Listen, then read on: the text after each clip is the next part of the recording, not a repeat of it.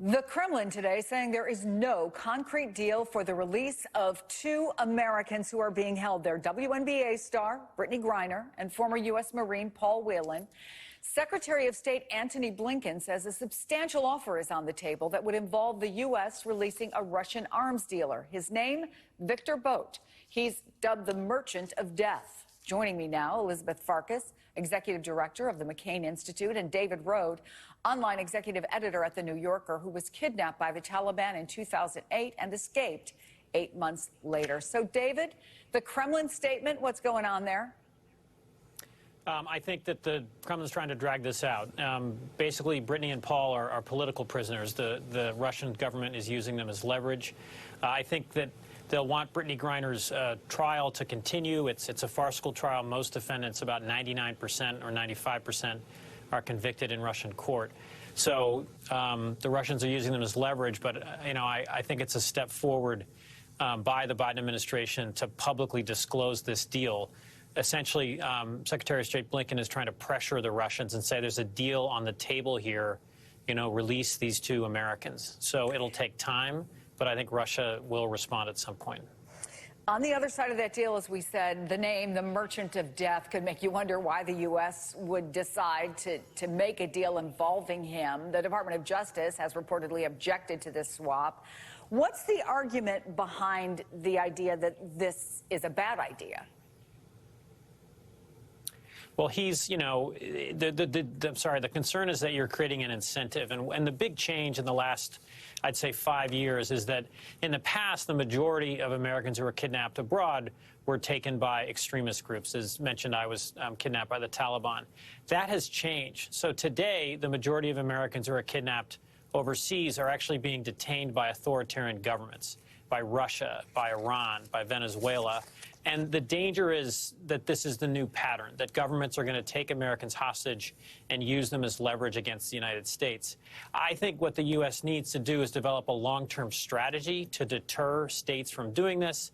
They can punish states in trade negotiations. They can sanction individuals who are involved in these totally, I think, unjust and unfair detentions. But this new phenomena, the term is state hostage taking, where states are taking Americans, innocent Americans, captive, is very alarming. There's at least 50 other Americans that are held around the world, again, most of them by authoritarian regimes. So I think a trade will work in this case, but there has to be a long-term strategy to stop countries from doing this. Evelyn, we don't know how many are being held, but, as David points out, there are probably dozens of them. And their families are saying, what about me? What's the answer to that? Well, I think this is the problem. This is the conundrum for the Biden administration, Chris, because, up until now, the administration was very clear that we don't trade. And, the other problem with this trade, I agree with everything David just said, but the other problem with it from the perspective of the Justice Department, which is, really first and foremost focused on making sure that criminals are apprehended, put behind bars, and forced to serve out their full sentence. So from the perspective of the Justice Department, it's demoralizing and it's unfair to let this man out before he has completed his prison sentence, which is 25 years. And he was sentenced in 2012, so you can do the math.